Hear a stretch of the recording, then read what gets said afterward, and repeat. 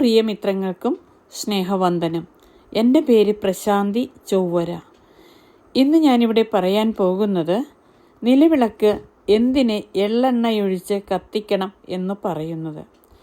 നിലവിളക്ക് കത്തിക്കുന്നവരോട് ആരെങ്കിലും എള്ളെണ്ണയൊഴിച്ച് കത്തിക്കാൻ പറഞ്ഞാൽ മനസ്സിലാണെങ്കിലും അവർ പറയും, ഏത് എണ്ണ ആയാലെന്താ, വിളക്ക് കത്തിയാൽ പോരെ എന്ന്. ഇത് തികച്ചും തെറ്റാണ്. എള്ളെണ്ണ കൊണ്ട് തന്നെയാകണം വിളക്ക് കത്തിക്കേണ്ടത്. ശനിയെ പ്രസാദിപ്പിച്ച് അനുഗ്രഹം നേടാൻ വേണ്ടിയാണ് എള്ളെണ്ണ ഉപയോഗിക്കുന്നത്. എള്ളെണ്ണയാകട്ടെ ശനിഗ്രഹത്തെ ആണ് പ്രതിദാനം ചെയ്യുന്നത്. എന്നാൽ എള്ളെണ്ണ ഇരുമ്പിൻ്റെ ഗുണം ചെയ്യുന്നു എന്ന കാര്യം നമ്മിൽ പലർക്കും അറിയില്ലെന്നതാണ് സത്യം.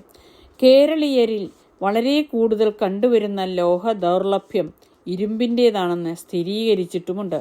നേരത്തെ തന്നെ ഇത് മനസ്സിലാക്കിയിരുന്നതിനാൽ വിളക്ക് കത്തിക്കാൻ മാത്രമല്ല, ഭക്ഷണം പാചകം ചെയ്യുന്നതിനും തേച്ചു കുളിക്കാനുമൊക്കെ പൂർവികർ ഉപയോഗിച്ചിരുന്നതും എള്ളെണ്ണയായിരുന്നു.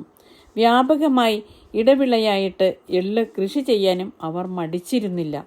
രോഗങ്ങളുമായി ഡോക്ടറെ സമീപിക്കുമ്പോൾ രോഗികൾക്ക് വൈദ്യശാസ്ത്രം അയൺ ടോണിക്കുകളുടെ കുറിപ്പടികൾ എഴുതുമ്പോൾ നാം മനസ്സിലാക്കുന്നില്ല എള്ളിൻ്റെയും എള്ളെണ്ണയുടെയും മഹത്വം. എള്ളെണ്ണ ഉപയോഗിച്ച് വിളക്ക് കത്തിക്കുമ്പോൾ ചുറ്റുമുള്ള അന്തരീക്ഷത്തിൽ ഇരുമ്പിൻ്റെ പ്രാണോർജ ശക്തി വ്യാപിക്കൂ എന്നതും നാം മനസ്സിലാക്കാതെ പോയിരിക്കുന്നു. ഇരുമ്പിൻ്റെ ദൗർലഭ്യം നികത്താൻ വേണ്ടിയാണ് ഇതിൻ്റെ ശക്തി ഉറവിടമായ ശനി ഗ്രഹത്തിൻ്റെ ഊർജത്തെ നേരിട്ട് ആകർഷിച്ചെടുക്കുന്ന ശാസ്താക്ഷേത്രങ്ങൾ നാട്ടിലുടനീളം സ്ഥാപിക്കാൻ പഴമക്കാർ തയ്യാറായത്. അപ്പോൾ എല്ലാവരും ഇത് കേട്ടല്ലോ.